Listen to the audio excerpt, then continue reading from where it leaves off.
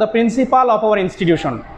এই বাড়তি তথ্য না দিলেও আমি যদি বলতাম mister Hafizur Rahman is an honest person, তাহলেও কিন্তু হয়ে যেত। তাহলে এইটাই হচ্ছে অ্যাপোজিটিভ। অ্যাপোজিটিভটা বোঝা গেছে, যে কোনো একটা নাউন বা প্রোনাউন সম্পর্কে বা ব্যক্তি সম্পর্কে অতিরিক্ত তথ্য দেওয়া। তাহলে যাই হোক, সেটা আমরা বুঝলাম। আমাদের এখানে সমাধান করা দরকার। দেখো, ওয়াটার এখানে ইম্পর্ট্যান্ট লেখা আছে, এবং খেয়াল করে এখানে লেখা আছে কি এলিমেন্ট। কয়টা লেখা আছে? এলিমেন্ট মানে একটা। এলিমেন্ট কয়টা? উপাদান, একটা না। তার মানে কি আমরা এখানে বুঝে গেছি এ বা অ্যান হবে, কিন্তু এখানে দেখো এখানে কি দেওয়া আছে? ভাওয়েল দেওয়া আছে, ইম্পর্ট্যান্ট। তাহলে ভাওয়েলের আগে কি হবে? অর্থাৎ উচ্চারণটা যদি ভাওয়েলের মতো হয় তার আগে কি বসবে? আমরা বলেছি গত ক্লাসে অ্যান বসবে। কি বলেছি? অ্যান।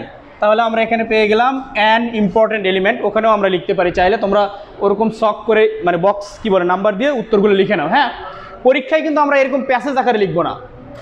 পরীক্ষায় কীভাবে লিখবো?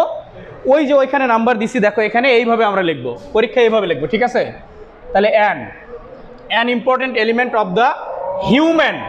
দেখো হিউম্যান লেখা আছে, তো হিউম্যান কি হবে? এখানে আমরা হিউম্যান কিছু পাচ্ছি না, আমরা দিব হিউম্যান এনভায়রনমেন্ট।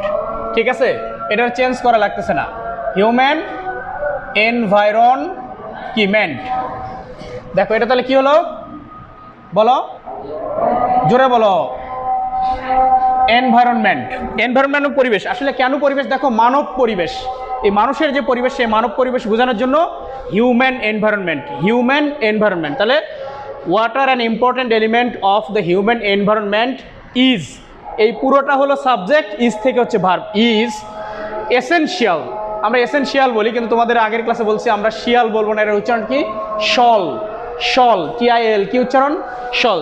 তাহলে is essential, essential dash human. তো নর্মালি এখানে এসেনশিয়াল ফর, এসেনশিয়াল কি হবে?